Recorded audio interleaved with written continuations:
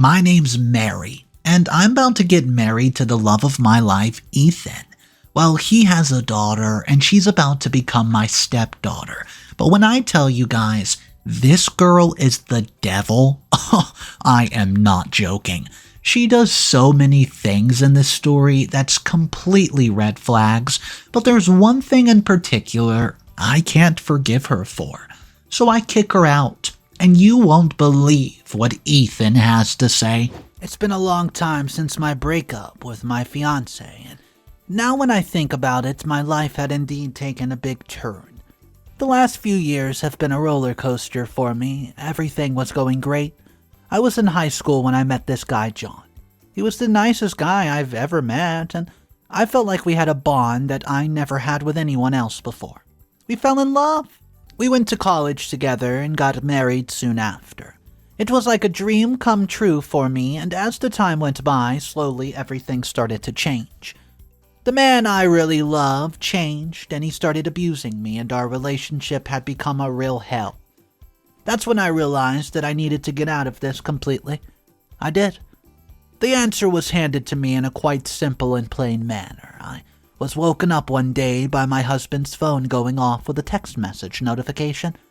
John was nowhere to be seen at the time. I decided to answer the phone for him, and what I found inside absolutely broke me. Well, there was text messages from a girl, Sandy. Her name was saved with several heart emojis, and the texts were incriminating and were suggesting that John was indeed cheating on me. My entire marriage had been a sham, and when John came back and saw the phone in my hand and tears in my eyes, he knew that it was all over between us just like that. We ended the relationship with me filing divorce, and I shifted back with my mother and dad in our small home. We were living in the same small town I grew up in, and I was somehow attached to them and this place in ways I cannot describe. I noticed my mom and dad were aging. We did not come from a well-off family, mostly middle class, and where we earned every single morsel that we ate. I decided it was time I took charge and take care of my parents, giving them rest and time to breathe. I started working in a small company in the nearby city, and most of the time I was doing the late shifts and overtime to support my family, and it was working out for us, as it was enough for us to take care of the family. In the company I was working in, I befriended a colleague named Ethan. We worked together almost all the time, as he joined the company recently and was given the responsibility to teach him about the work. I was a bit odd for me. He had looked like he is older than me, and he had a lot of knowledge about various situations. I had once asked him, "Why are you working here, as it feels like you have a lot of experience and he could be doing a better job than this?" He then proceeded to tell me his life story about how he had his own company which got into losses, and he had a lot of debt, so he had to shut down the company and start with this job. As he was going through a financial crisis, he was also doing late-night shifts and overtime, and most of the time, we had started forming a bond, as he was a really enthusiastic person, and he would always give his best in any job he does, so I also liked working with him. He was also a really fun person, so working with him made my day every day more interesting, as he would always make lame jokes which would never land on a serious situation. As days went by, we started talking about our personal lives, and I told him about my previous relationship with John and how we ended up in a bad way and how I ended up with working this job for a measly pay. He then put his own words of his own past with his experience with marriage. Well, he had a wife named Susan, and they both started the company together and everything was going really well. He mentioned he had a daughter named Sophie, who was now studying in a different city and will be graduating in 2 years' time. He told me that both he and his wife were really passionate about their work and they were making a really good profit out of the company, but everything came to an end when Susan, her wife, suddenly got really sick. They found out that she has cancer and she did not have much time. He had tried his best to save her and invested all his money and took a bunch of loans to save Susan. But in the end, he wasn't able to save her. After losing her, he was shattered and was not able to focus on his work anymore. Then he also had to close his company and join this job to pay off the loans that he has. I felt sad, and for a moment I felt like I did not go through a lot as much as this guy did, and our past was relatable as well. We both were not anymore with the first person we ever loved. Months went by, and we started having a deep connection, and slowly, we started to get close to each other. We were both promoted, so our pay started to increase. We started going out together, and I felt like after such a long time, I'd finally found somebody who understands me, who I can relate to with and spend time with. It had taken me a long time to come out of my shell after my divorce from John, and Ethan knew that and promised that he was not the same person that John was, and that he would always love me and never do something that would ever hurt me. We became really close really soon, and everyone in our workplace knew that we had a thing going on for each other. It felt like I became 20 again. We started dating, and things were really going well. He would try to make me laugh with his silly, stupid jokes, and we used to spend a bunch of our time together. After working hard together, I hired a few people to take care of my mom and dad, and I also rented a place for me and Ethan, and we shifted together.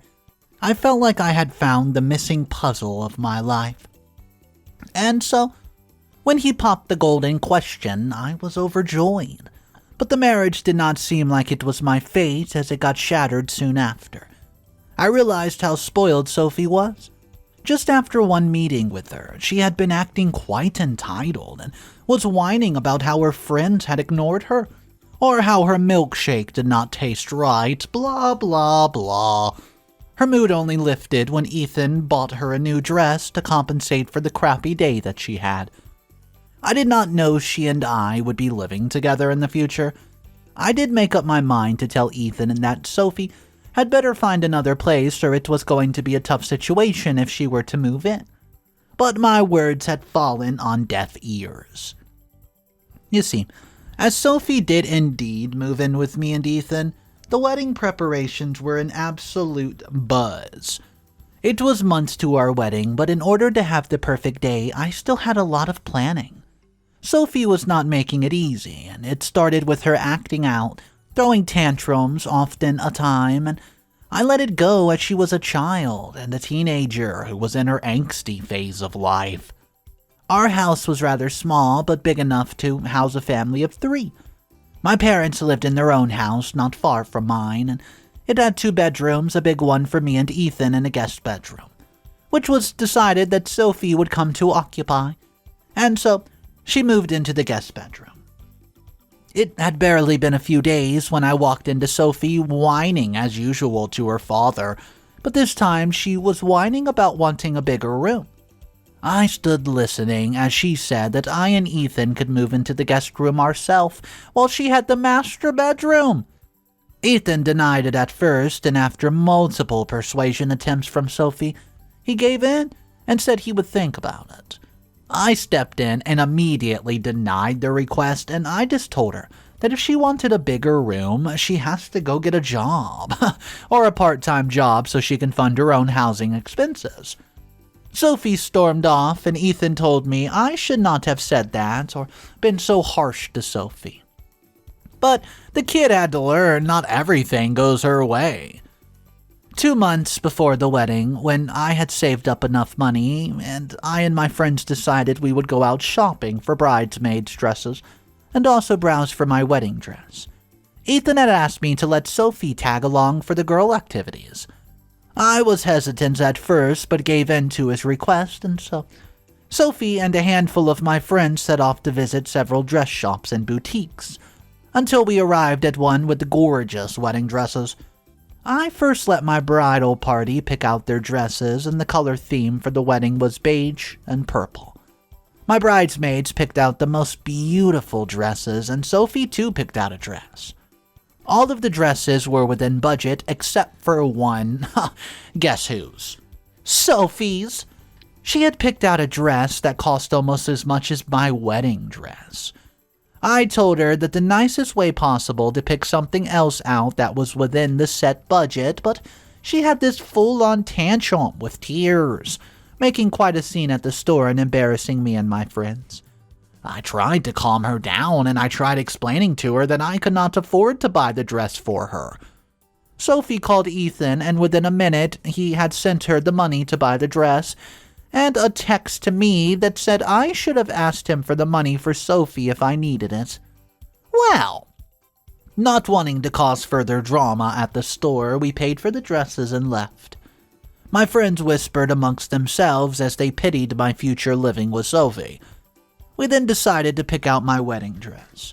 I had found one that fit my budget for a wedding dress, and it fit my figure well, and I looked a different person in it. And when I looked towards my bridal party for their opinion on it, I saw Sophie sulking at the corner of the couch.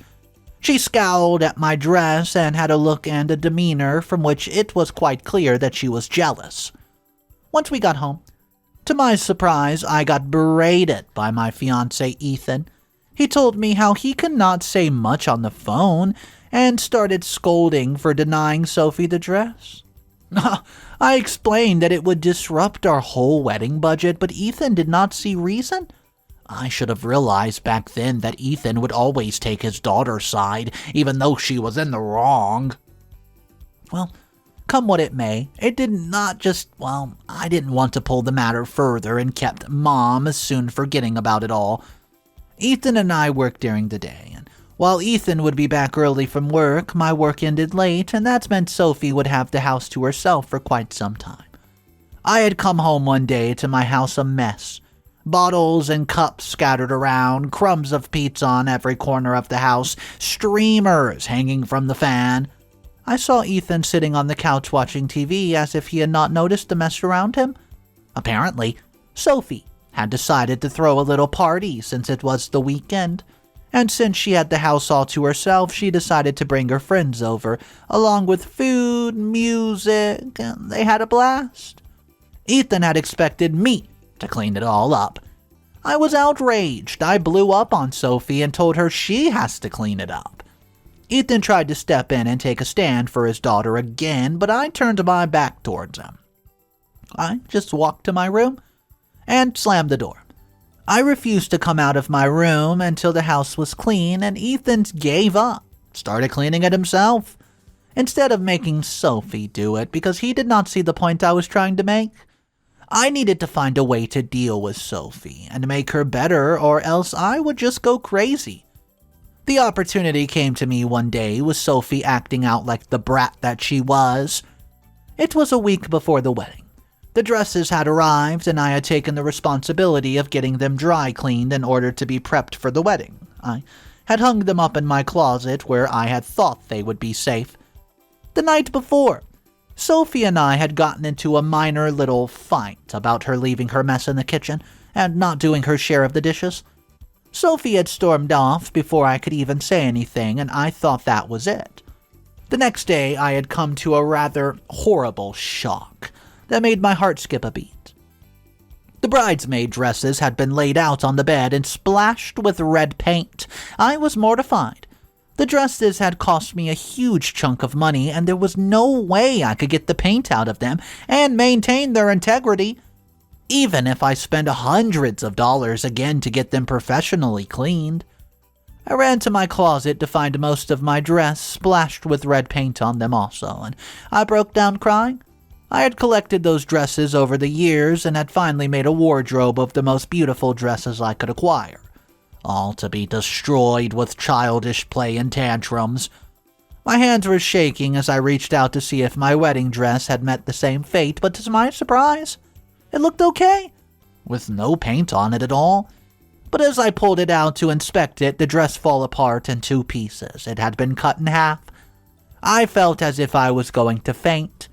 I know the only person who would have done such horrendous acts was no other than Sophie.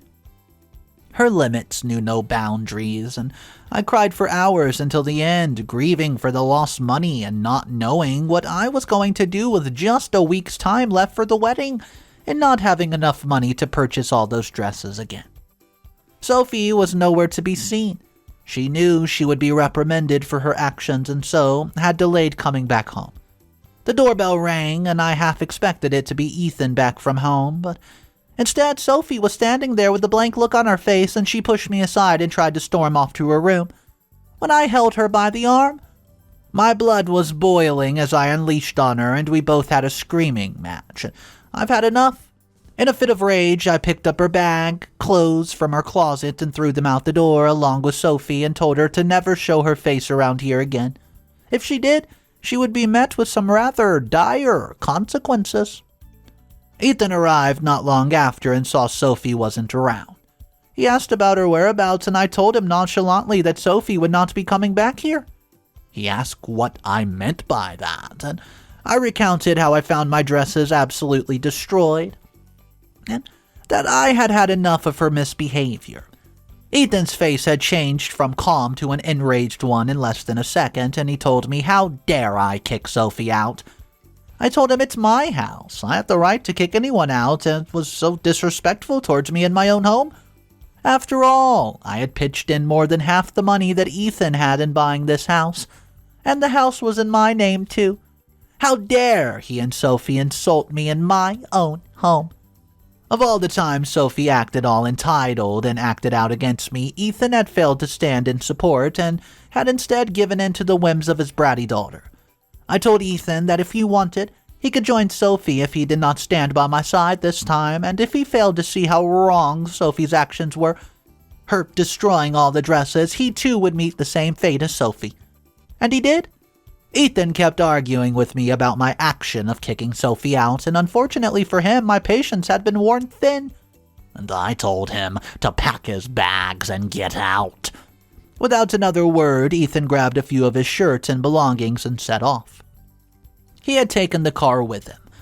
I'm at my wit's end with Sophie. It's been 2 days, and I've not heard from both Sophie and Ethan. Now that I think about it, I feel conflicted. Were my actions towards my soon-to-be stepdaughter too harsh? Was I right in kicking my fiancé out for not standing in my support? Am I the a-hole here? What's up, everybody? Mr. Reddito here. So today's story is insane. I mean, imagine being in OP's position and Sophie just tormenting you to no end. It's not even like she's super young. She's 19 years of age. She knows better than to rip a dress apart and destroy all the bridal dresses. Guys, I do have one update today, and this update's going to explain so much. So without any further ado, let's jump into update number 1. And guys, if you're new to the channel, hit that subscribe button. It really helps support the channel and I appreciate that. Here is your update. The wedding, yeah, it had to be put off. After all, what's a wedding without a groom? Ethan refused to speak to me, and now that I had calmed him down, he dropped in a text asking if he could come by to sort things out, and I accepted. What's the worst that could happen? Ethan showed up with his stuff, along with the person that I had come to absolutely despise, Sophie, his daughter. Sophie looked like she was feigning an apologetic look, while Ethan actually was apologetic. He told me he realized his fault and that I should forgive them both and not try to destroy the relationship that we had. I decided to give it a chance and let Ethan and Sophie move back in. But one day, after a very particular incident, I reached my final straw. I'd given Sophie a last-ditch effort, and she had deliberately destroyed it on purpose. I had called my parents to come over, because it's been quite some time since I invited them over. As I did not want them to deal with Sophie and her antics, my aging parents showed up, slow in their steps, and my mind started turning as I thought of ways to make them a bit more comfortable. I can suggest that we all move to a bigger home and I could take proper care of them, and they sat down as I brought out piping hot tea and biscuits to munch on. We chatted about recent life events and work and whatnot. Sophie, to my surprise, decided to come out of her room and sat down. She feigned innocence as my parents turned towards her to talk to her, and for a moment I had begun to believe that she had indeed changed her behavior, for the better. I had not yet told my parents of all that happened with Sophie and Ethan and them being kicked out, but they had sensed something was wrong when they arrived. When the conversation turned to me telling my parents how my dresses have been destroyed by Sophie, I saw her face contort with anger. She reached out to pick something up and in the process ended up knocking hot tea all over my mother, Martha. My mom screamed out loud in pain, obviously, and I rushed to help her. As I did, I saw Sophie walk back to her room with a smirk on her face. I helped my mom clean up, and afterward I volunteered to drop them back home, and on the way I had only one thing in my mind: kick out Sophie. However, this time she would not be coming back. When I arrived back home, I saw Ethan, and he had already prepared for the worst. He tried pinning the blame on me, as he and Sophie started insulting me and my parents, so I proceeded to kick them out and warn them that if they ever tried having further contact with me, I would be going straight to the police. This was the end of my relationship with Ethan, and also the end of our engagement. This meant that there would not be a wedding in the upcoming days, and I took the trouble of informing everyone of the same as the invites had already been sent out. Apologetic and sympathetic messages started to pour in. I met my parents again, and this time I broke down in front of them completely, crying over my broken marriage and wasted money, and they consoled me, and I had a plan in mind. I decided to apply for a refund on the venue and other things that were set for the wedding. I was successful in doing so and got a fair amount of money back in the form of a refund. When Ethan got wind of the refund I received, he started bombarding my phone with messages, saying how he too had put money in down on the entire refund should not just be mine. I told him that this was payback for his daughter destroying my dresses, and he would not receive a single penny from the refund. Ethan then sent a bunch of furious text message, following which I decided to block him and cut him from my life completely, in order to give myself some much-needed peace. With the refund money, I had major plans. I decided to take my parents on a much-deserved vacation. I too needed it so that I could relax my mind from all the mess that had become of my life. I would be chilling in a tropical location with my parents while Ethan and Sophie bear the brunt of their actions. With time, I could only hope to move on, but Sophie and her antics had traumatized me and would always come to haunt me. I hope she changes as she grows up, or it would not be better for her or for Ethan. The last I heard, Ethan had been fired from his job after he had gotten into an altercation with our boss for losing his cool at work. He tried to play it off, saying he had been stressed after the breakup with me, but our boss did not pay heed to him and did what he thought was necessary and right. Well, good riddance. If Ethan had stayed any longer at my job, I would have needed to find a new job as I did not want to face him again. He and Sophie had moved back in with Ethan's parents, relying on them for all their needs. I could only imagine them having to deal with their son and his bratty daughter and playing to her every whim. Deep down, some part of me still mourns for my lost marriage and what we could have had it not been for Sophie. Me and Ethan would have been married and lived a happy life. One can only wish, right? But for now, I'm done trying to form a relationship because the bad experience would take a long time to heal. Alright guys, this story, it packed a punch. I mean, there was a lot of drama involved, especially with the stepdaughter-to-be that OP would have had to dealt with. I do want to hear from you guys about one specific question. It's about Ethan. A lot of the commenters were saying how they don't really blame Ethan for taking his daughter's side, but at the same time, they don't think that he was, well, enough punishment on his daughter for her to not act the way she did. But they were also not blaming OP for kicking her out because tearing up those dresses, it was ridiculous. She was 19 years of age and she definitely knew what she was doing was wrong. So I want to know from you guys, do you think OP overstepped by kicking out her stepdaughter-to-be? Let me know your thoughts about this one. Drop it in the comment section. Thank you for joining me. My name's Mr. Reddito. I narrate stories every single day. I hope you guys enjoyed today's video. I'll see you tomorrow, and remember, it's cool to be kind. See ya.